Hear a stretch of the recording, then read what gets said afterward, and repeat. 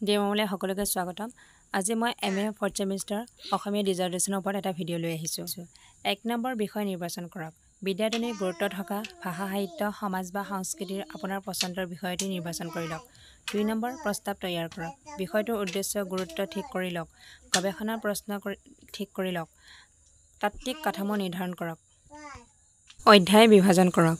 3 number হৈছে তত্ত্বাৱধায়কৰ সহায় লওক। বিশ্ববিদ্যালয়ৰ শিক্ষক আপোনাৰ তত্ত্বাৱধায়ক হ'ব।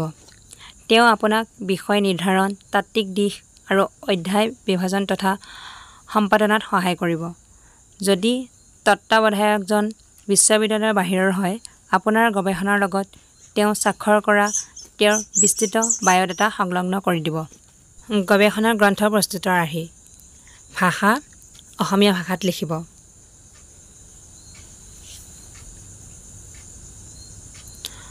ফন্ট অসমীয়ালে বাণীকান্ত বা জ্যোতিৰূপা।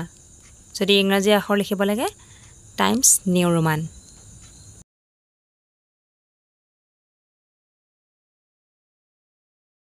ফন্টৰ আকাৰ অসমীয়া বাণীকান্ত জ্যোতিৰূপা 13 পইণ্ট আৰু ইংৰাজী হ'লে টাইমছ নিউ ৰোমান 12 পইণ্ট। বাক্যৰ শাৰীৰ ভাগ 1.5 পইণ্ট।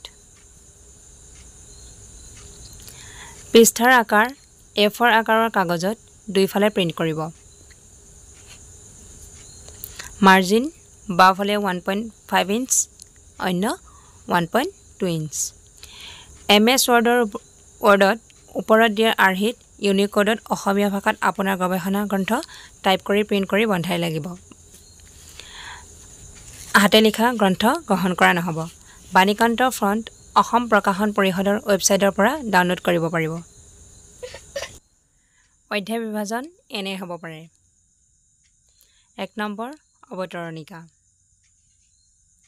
ইয়াত গৱেষণাৰ পৰিচয়, উদ্দেশ্য, গুৰুত্ব, প্ৰশ্ন বা যিকোনো সমস্যা এইবোৰ লিখিব।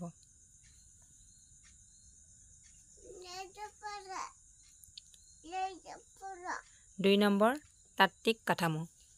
ইয়াত গৱেষণা কি তাত্ত্বিক কাঠামোৰে আগবাঢ়িব তাৰ পৰিচয় আৰু প্ৰকাৰ্য লিখিব।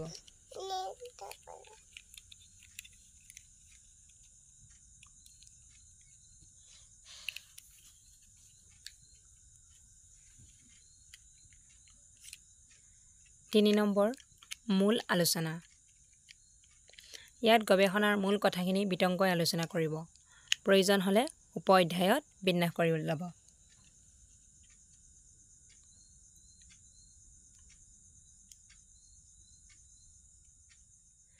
4 নম্বৰ উপসংহাৰ।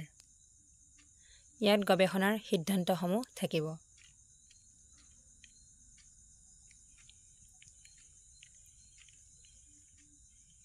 5 নম্বৰ পৰিশিষ্ট আৰু গ্ৰন্থপঞ্জী। APA 7 ষ্টাইল চিটেশ্যন অনুসৰি অতিৰিক্ত তথ্য আৰু সহায় লোৱা গ্ৰন্থ আলোচনী ব্যক্তিৰ বিতং তথ্য থাকিব। লাগতিয়াল নথিপত্ৰ। দাখিল কৰাৰ আগতে তলৰ সকলো যাৱতীয় তথ্য নথি আছেনে চাই লওক। তত্ত্বাৱধায়কৰ প্ৰমাণপত্ৰ। আপোনাৰ গৱেষণাৰ তত্ত্বাৱধায়কৰ স্বাক্ষৰ থকা এখন প্ৰমাণপত্ৰ লগত থাকিব। অধ্যয়ন কেন্দ্ৰৰ প্ৰমাণপত্ৰ।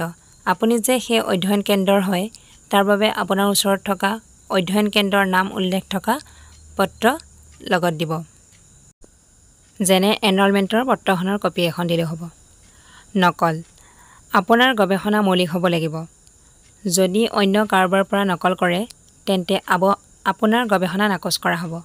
একো নম্বৰ নাপাব। মনত ৰাখিব, আপোনালোকে দাখিল কৰা গৱেষণা কণিকা বিশেষ নকল পৰীক্ষণ ছফ্টৱেৰত পৰীক্ষা কৰা হ'ব। সেয়ে লিখোঁতে সাৱধান হ'ব।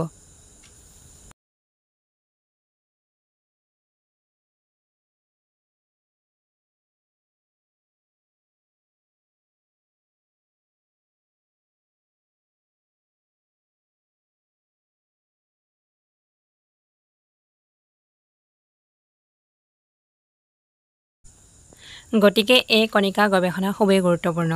আমি আশা কৰিম আপুনি গুৰুত্ব সহকাৰে এই গৱেষণা সম্পন্ন কৰিব।